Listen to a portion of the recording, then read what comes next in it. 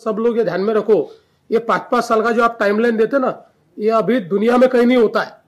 2.5 साल में project complete होना चाहिए। सप्टेंबर 24 ला होणार होता। कोण आहे जे कॉन्ट्रॅक्टर्स कोण आहे सांगा, सगळे उभे करा चला। का डिले झाला सांगा आणि आता काय करणार आहे सांगा। तुम्हाला मी सांगतो इतके वर्ष कुठे लागतात जगात, आपण एवढी टेक्नॉलॉजी वापरतो ना, 3-3, 4-4, 5-5 वर्ष चाललेलं आहे काम, असं होतं जगात कुठे? 15 दिवसात करा। ये 2029 डिसेंबर मेरे को मंजूर नहीं है।